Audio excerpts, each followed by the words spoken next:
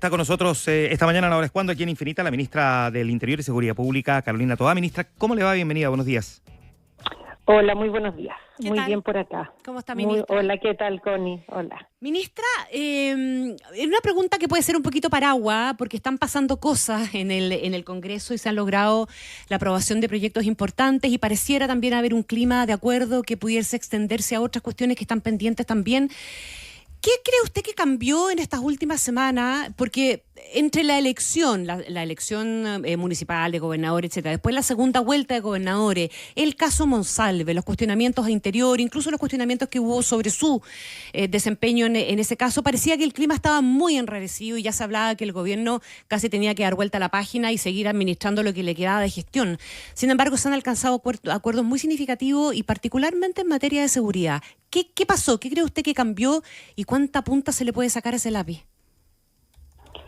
Yo creo que ese lápiz se le puede sacar mucha punta porque por la vía de acuerdos de este tipo podríamos resolver temas que son demasiado importantes para la ciudadanía y para el país.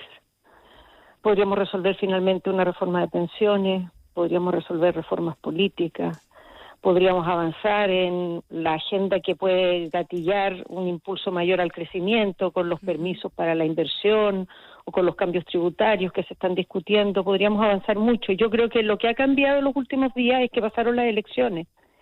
Por alguna razón que yo considero muy errada, se piensa que no conviene llegar a acuerdos en periodo de elecciones porque puede favorecer al otro. Pero yo creo que es al revés.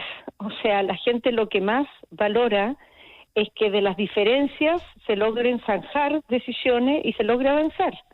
Pero bueno, la cosa es que pasado el periodo de elecciones y de alguna manera como eso impidió que los tiempos se aceleraran y las cosas se sacaran algunas semanas antes, temas que se venían trabajando hace tiempo y que estaban ahí listos, tomaron el impulso final y vieron la luz. Vamos a tener dentro de poquito otro proyecto que espero que corra la misma suerte que el sistema de inteligencia del Estado, que es otra cosa que lleva ahí años esperando acuerdos y se han logrado acuerdos muy sólidos, muy amplios para tener una inteligencia como el país requiere. Ahora, ¿qué cree usted que ha logrado convencer o sumar a la oposición o a buena parte de la parte necesaria de la oposición finalmente de llegar a estos acuerdos y que no ha logrado convencer a sectores del Partido Comunista y del Frente Amplio que finalmente no respaldaron la ley antiterrorista, tienen dudas respecto de la ley de migraciones, que también ha avanzado, hay que decirlo, ¿verdad? Tiene que verse en la sala del Senado próximamente y probablemente también van a tener las mismas dudas o equivalentes cuando se vea la ley de inteligencia? A ver, Connie, creo que el diagnóstico con la ley antiterrorista que acabas de hacer no está equivocado. Uh-huh. La ley antiterrorista se aprobó con acuerdo total. Sí. Y se aprobó hace ya varias semanas. Lo que quedó pendiente fueron dos temas mínimos que estaban en una comisión mixta y sobre los cuales hubo efectivamente distintas opiniones y también hubo debates no solo sobre la ley antiterrorista, sino sobre ampliar esos mecanismos a otras leyes que no eran objeto de esta legislación. Entonces, en realidad, lo que uno podría señalar en relación a la ley antiterrorista no es que no se logró convencer un sector, sino que por primera vez todos los sectores se convencieron y acordaron una legislación que tipifica el terrorismo, que establece, digamos, una interpretación en relación a situaciones excepcionales como el terrorismo individual, que entrega métodos más avanzados y profundos de investigación penal, que protege a los participantes, en fin, una serie de materias que históricamente han sido un pantano, se desempantanaron. Eso es lo notable con la ley antiterrorista. De acuerdo, ministra, totalmente de acuerdo con eso, pero es un hecho también que probablemente va a llegar al Tribunal Constitucional por un requerimiento presentado por el Partido Comunista y el Frente Amplio. ¿Usted no le da ninguna relevancia mayor a eso, entonces? No la tiene, no es que no se la dé, porque igual el proyecto va al Tribunal Constitucional, tiene el control de constitucionalidad obligatorio.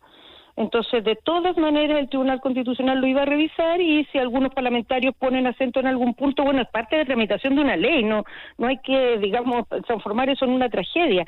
Pase lo que pase en el Tribunal Constitucional y pasara lo que pasara en la Comisión Mixta, el cuerpo de la ley antiterrorista ya estaba aprobado, y aprobado con un acuerdo muy, muy amplio. Ahora, estos temas se debaten en todas partes, no creo que podamos simplificar las cosas al punto de creer que no va a haber debate, ¿no? Y cuando hay diferencia las cosas se votan. ¿Cuál es la diferencia con lo que históricamente nos había pasado en estos temas? Primero, que no se lograban zanjar las cosas centrales y por lo tanto no se avanzaba. Y segundo, que cuando se mantenían temas con discusión, en lugar de votar, se demoraban las tramitaciones. En una democracia no hay que escandalizarse porque algo se vota y gana una postura y pierde la otra. Lo que hay que escandalizarse es porque esas diferencias impiden que se vote, impiden que se saque una ley. ¿Qué es lo que había pasado con la ley antiterrorista históricamente? Es lo que había pasado con el Ministerio de Seguridad, es lo que había pasado con inteligencia y es lo que ha pasado por años con pensiones y esperamos que esta vez no pase y que al final saquemos una reforma lo mejor que nuestro sistema político sea capaz de hacer, haciendo cada uno su esfuerzo para aportar a un acuerdo razonable que le solucione el problema a las personas que viven con bajas pensiones. Ya, volvamos a las discusiones legislativas en materia de seguridad y particularmente, y a propósito de lo que ocurrió con la votación, la abstención o el voto en contra del informe de la Comisión Mixta, ministra, y el debate que se generó a propósito de este sistema de los que los chilenos probablemente nos vamos a empezar a familiarizar, no sé cuánto realmente nos vamos a familiarizar respecto del sistema IMSI-Catcher, que es el que básicamente ha quedado como puesto en tela de juicio, que básicamente es una tecnología que, y esto es lo que han cuestionado algunas figuras dentro del Partido Comunista, a quienes tienen dudas en el Frente Amplio, dicen que es una tecnología básicamente que puede afectar a las personas que no tienen relación con los delitos investigados, pero a las cuales se le podrían eventualmente interceptar sus comunicaciones. Déjeme preguntarle si efectivamente este sistema es así. Por lo que entiendo, y corríjame si me equivoco, es que permitiría efectivamente poder obtener metadatos en un amplio rango de superficie, y no solo del teléfono de la persona que se está investigando, sino de quienes estaban en una zona geográfica. Efectivamente, así es. Así es. Este es un sistema que lo que hace es identificar los dispositivos que se encuentran en un lugar, vincularlos con un número telefónico y técnicamente es capaz también de interceptar las comunicaciones, o sea, conocer el contenido de las conversaciones y de los mensajes. Pero eso en la incluye, ley, perdón, ¿eso incluye WhatsApp? Sí, pero es que en la ley, ahí quiero ir, no se aprobó eso, solamente se aprobó los metadatos que tú mencionabas recién. Entonces, los riesgos mayores que tienen estas tecnologías, que es conocer el contenido de las conversaciones, que efectivamente eso es bastante invasivo, una persona que no está siendo investigada, que no tiene nada que ver, pero que iba pasando por ahí, no se le van a poder conocer sus conversaciones ni sus mensajes. Pero esta tecnología va a identificar que estuvo ahí, en una hora, en un momento de interés, y va a poder, por lo tanto, indagar por qué estaba ahí, si tenía alguna participación en el hecho. Ahora, esto no es tan distinto de lo que pasa, por ejemplo, con los lectores de placa patente, ¿no? Que tú vas pasando por un lugar y si se produce un delito en ese momento, el sistema de investigación sabe que tú estabas ahí. O lo que pasa con las cámaras de teleprotección en la calle. Tú puedes no tener nada que ver con un delito, pero si la policía ve que estabas ahí porque identifica tu rostro, te puede llamar y decir por qué está usted aquí y que tiene algo que ver con estos hechos, conoce a tal persona, en fin. Entonces, en ese sentido, los temores se entienden porque son temas nuevos y mal utilizados son riesgosos, pero para eso está la ley, ¿no? Para evitar esos malos usos, y se llegó a un acuerdo razonable, consideramos, como Ejecutivo, para evitar los riesgos, porque primero se sacaron las conversaciones, se sacaron los datos, solo se dejaron los metadatos. Segundo, se estableció una obligación de ir al juez y de demostrar que otros métodos más convencionales no eran suficientes y se requería ocupar este sistema en ciertas investigaciones. Tercero, se estableció una obligación de dar cuenta al Congreso por parte de la Fiscalía del uso de este sistema, y cuarto, se establecieron sanciones en caso de un mal uso y además la obligación de destruir la información que no era útil a la investigación para que no quede ahí dando vuelta la información de personas inocentes. Ayúdame a entender entonces si es tal cual como usted lo define y se discutió así en el Congreso, porque vimos declaraciones como, por ejemplo, la de la diputada Alejandra Plasencia del Partido Comunista, que decía que esto afectaba a personas que no tienen relación con los delitos, pero a pesar de eso se le van a interceptar sus comunicaciones. Usted está diciendo que lo que va a hacer el sistema es que va a determinar si esa persona estuvo a una determinada hora en un lugar geográfico, pero que no se le van a interceptar las comunicaciones. Exactamente. Lo que pasa es que la norma tuvo una evolución en el Congreso, partió en el Senado, y en un primer momento incluía la intercepción de las comunicaciones, o sea, el conocimiento del contenido, pero eso en la Cámara se eliminó. Lo que va a permitir en estricto rigor es saber cuando un dispositivo está en un lugar y segundo, a qué celular está vinculado ese dispositivo. Eso es lo que va a permitir esta tecnología. Ahora, ¿por qué se armó tanto debate? Bueno, en primer lugar, porque efectivamente esto se refiere a todas las personas que están en un lugar, no solamente a las que están involucradas en el hecho. Por eso hay que ocuparlo con cuidado. Chile no es el primer país que incorpora este tema en la ley. En todas partes ha sido muy debatido, en todas partes ha habido aprehensiones y en el camino también se han provocado necesidad de mejorarlo para que no se ocupe mal. Segundo, también se armó mucho debate y ahí el Ejecutivo consideró que esto también fue un problema en la discusión, porque aquí estábamos discutiendo la ley antiterrorista, que es en el fondo un tipo de legislación excepcional que da mecanismos muy fuertes al Estado para perseguir los delitos por la gravedad que estos tienen, y en el entusiasmo de meter el INCICACHER lo ampliaron a otras leyes. Entonces no quedó solo para la ley antiterrorista, sino que quedó también para ley de drogas, quedó también para armas, quedó también para crimen organizado. Entonces, parte importante de los parlamentarios consideraba que estaba bien meter esto en ley antiterrorista, pero ampliarlo a otros temas no. Entonces también por eso venía el Tribunal Constitucional.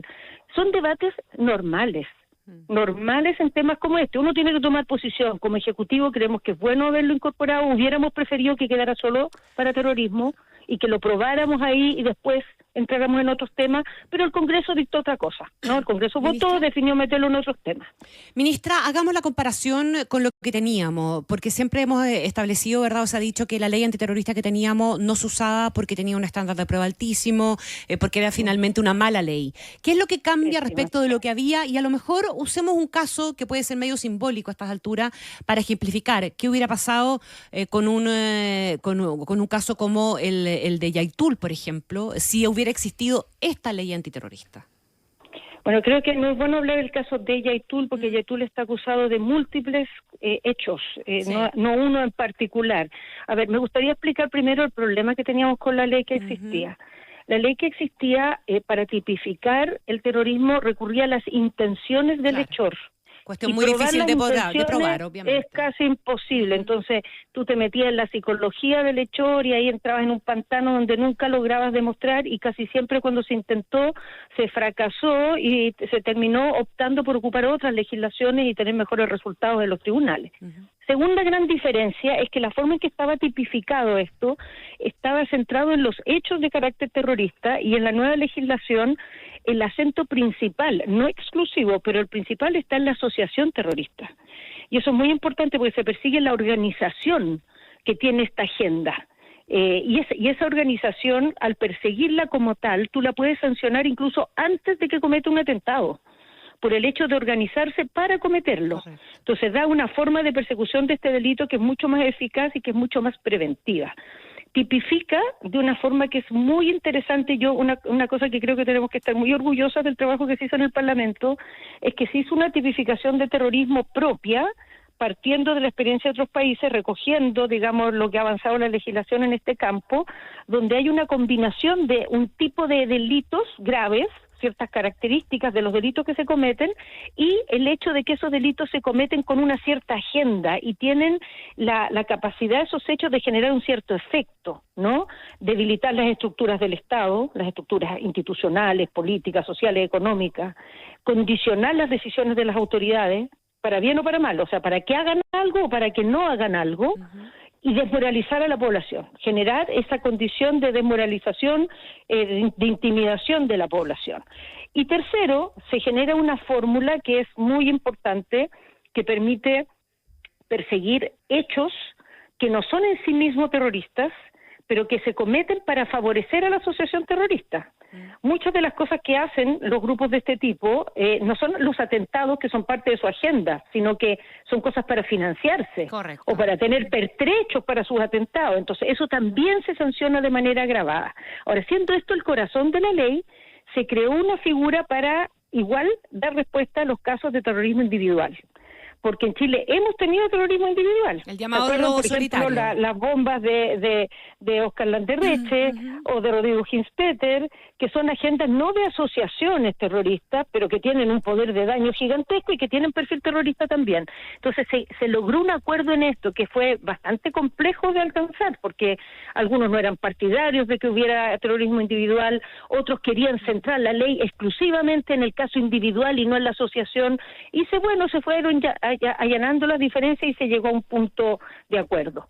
Se protegen a las partes porque este tipo de delitos normalmente tienen una agenda de gran capacidad de generar intimidación, de generar contextos de inhibición para que actúe la justicia. Entonces se protegen a los jueces, a los fiscales, a los testigos, se generan mecanismos de colaboración eficaz para que las integrantes de la organización que dan el paso de colaborar tengan incentivos para hacerlo, para, digamos, revelar información de estas asociaciones. Es una ley bien moderna y quedó, sobre todo lo que me parece muy importante, resuelta con un acuerdo amplio, y eso lo necesitábamos hacía décadas, en realidad, en Chile. Ministra, se aprobó el Ministerio de Seguridad después de tantos años de discusión, debate y disquisiciones. Déjeme hacerle una pregunta al menos sobre el Ministerio de Seguridad. Nosotros hemos explicado harto a lo largo de estos últimos días en nuestros distintos programas las virtudes de tener un ministerio de esta naturaleza, pero se instaló en los últimos días una crítica respecto de qué ocurre con la inteligencia, de quién depende inteligencia de interior o seguridad. ¿Usted me puede despejar esa duda para entender bien y por qué depende de uno u otro ministerio? Es que inteligencia hay una ley en paralelo de inteligencia que se está discutiendo y que está en la última etapa de tramitación. Ajá. Va muy bien aspectada, acuerdo amplio, unánime de todos los sectores.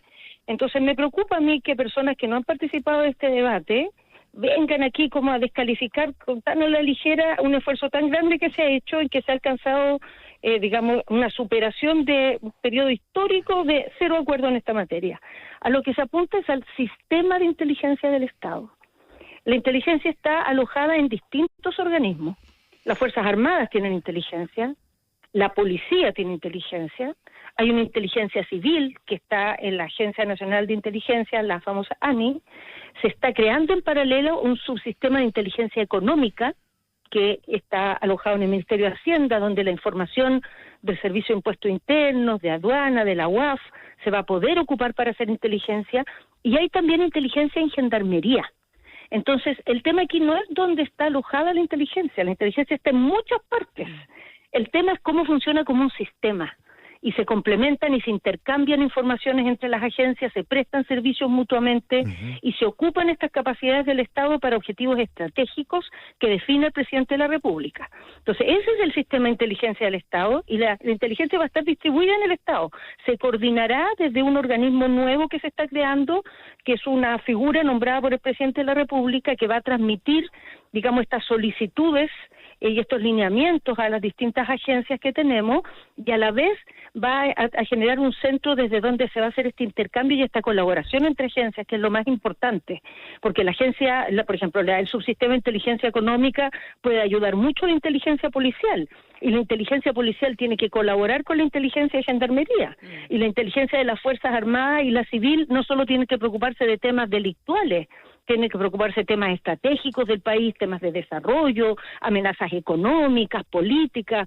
Entonces, la verdad es que a lo que vamos con esto es a un sistema mucho más moderno, mucho más sofisticado, que poner toda la inteligencia en la mano de alguien que se las lleva y las trae por aquí y por allá. Perfecto. Ministra, cero SARES. Cero SARES, eso, sin SARES. Avancemos un poquito en otros temas que usted sugirió al principio de la conversación, ¿verdad? Y que están instaladísimos en la agenda. Usted decía hace unos minutos que ojalá en pensiones hagamos lo mejor que nuestro sistema político permita hacer.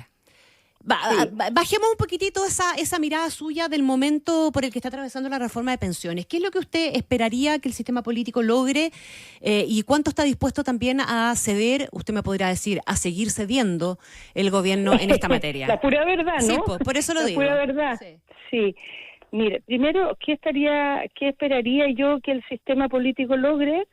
Yo creo que encontrar una solución que dé cuenta de un complemento de lo que han sido las distintas visiones que sobre este tema hay en la sociedad chilena.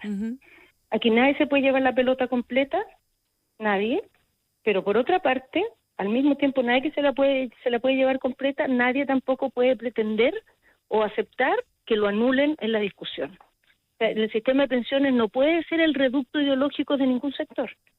No puede ser que aquí se impone mi idea, mi concepto, mis dogmas. Tiene que ser el punto de encuentro. Y creo que estamos muy cerca de eso. Nunca habíamos estado tan cerca de eso, y no hay que espantarse porque en la puerta del horno aparezcan voces que tratan de boicotear esto. Yo les quiero decir, en el Ministerio de Seguridad, los últimos días hubo una arremetida para tratar de echar abajo esta votación, en distintos sectores. Y lo hemos visto muchas veces. Entonces, a mí no me sorprende que ahora que estamos cerca de un acuerdo, quienes nunca han querido un acuerdo, quienes prefieren quedarse en su trinchera y están defendiendo su dogma como si esto fuera un tema religioso, traten de impedir que el acuerdo salga adelante. Pero yo veo personas que están tratando de pelear contra eso en todas partes y espero que eso se imponga. Que no se impongan estos agoreros de la desgracia que aparecen siempre, que están ahí picados porque no son los protagonistas, no sé. Siempre hay ese tipo de figuras que ojalá esta vez no la ganen, porque no se lo merece la gente en Chile que ha esperado demasiado. Ministra, ¿esperaría usted? Es lo mínimo que mejoren las pensiones, porque la gente le mejore las pensiones hoy día, que vayan mejorando paulatinamente hacia mañana y que en esa mejoría haya una solución especialmente para las mujeres, que son las que nos llevamos la peor parte aquí, porque por todos lados perdemos. Tenemos peores trabajos, interrumpimos nuestras carreras por el hecho de la maternidad, vivimos más tiempo, así que con menos plata tenemos que hacer cundir más años la pensión. Entonces la mayor esperanza de vida que tenemos no es la buena vida que tendríamos derecho a esperar las mujeres. Ministra, ¿y cuánto, aprovechando ese clima, se va a jugar el gobierno por sacar adelante una reforma al sistema político? Nos vamos a jugar y lo estamos haciendo con mucha delicadeza, porque sabemos que aquí no ayudaría, digamos, tratar de llevarse la pelota y ser tan protagonistas. Esto es un acuerdo bien delicado porque lo voy a explicar en simple. Es un acuerdo que lo que va a hacer, si se logra, es generar en nuestro sistema político normas que promuevan, que incentiven una mayor asociación entre los distintos referentes políticos y no tanta fragmentación. Y un trabajo más en colectivos políticos y menos un trabajo individual, en que cada uno tiene su postura, cada uno se responde por sí mismo y cada persona negocia por separado.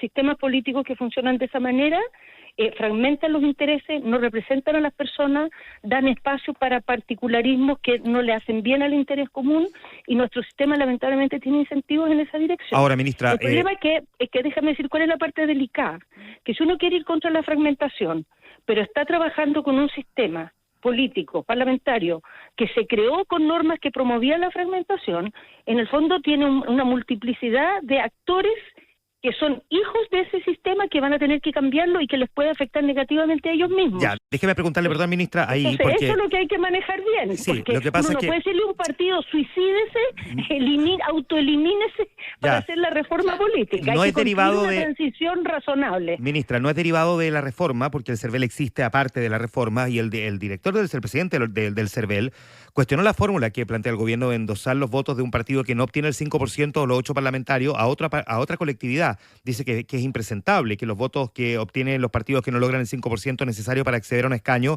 se terminan endosando a otro partido del pacto. No se endosan, sino que no eligen. Entonces, los demás terminan eligiendo, los que alcanzan ese umbral terminan eligiendo en base a los votos que tienen, pero no es que esos votos se pasan a un solo partido. Entre los demás opera la cifra y el mecanismo que tenemos y terminan accediendo a esos cupos que no son llenados por el que no alcanzó ese umbral. Ahora va a haber discusión y es evidente que estos temas van a generar discusión. Yo creo que no hay ninguna fórmula perfecta, el gobierno no tiene ninguna fórmula, de hecho lo que hay en el Parlamento es una propuesta de los parlamentarios. Lo que el gobierno tiene es un criterio de que requerimos un sistema político que no promueva la fragmentación sino la convergencia, que promueva la búsqueda de acuerdos y no el que cada uno individualmente negocie, y que de alguna manera también ayude y sea, digamos, favorable del punto de vista de hacer más comprensible la política para los ciudadanos. Ya, ministra, la política es cada persona para su santo, nadie puede entender nada y se vuelve opaco. Ministra. Opaco, porque cada uno negocia solo. Tenemos otro entrevistado esperándonos ahí, Sebastián Eguers, economista, con quien vamos a conversar. Déjeme hacer la última pregunta. ¿Usted se queda hasta el último día del gobierno? Si eso depende del presidente. Pero si el presidente, por usted, si no dependiera del presidente. Que mire, en este momento, si usted me pregunta, estoy muy dedicada a lo que tengo que hacer. Y va a haber un momento en que va a haber que tomar decisiones sobre lo que vamos a hacer para adelante. ¿Y ese momento cuándo? Que en algún momento, no sé, pero ahora no está haciendo. Usted verá que está en otra cosa. No está. En este momento no está haciendo, pero va a tener que ser en los próximos meses. Sí, esto tiene unos calendarios que todos conocemos, así que antes de esos calendarios, la alianza, o sea, no la alianza de gobierno, sí, la alianza de gobierno, de la que yo soy parte, va a tener que definir lo que va a hacer, y yo en ese momento también tomar mis decisiones. No son decisiones que estén tomadas, pero sé que están adelante y que va a llegar un momento en que va a haber que tomar esa definición. Ok, vamos a estar atentos a eso, ministra. Gracias, ministra. Gracias, ministra. Buen día. Muchas gracias. Saludos a Sebastián Chao. Edwards. Y muchas gracias. 8:31 minutos.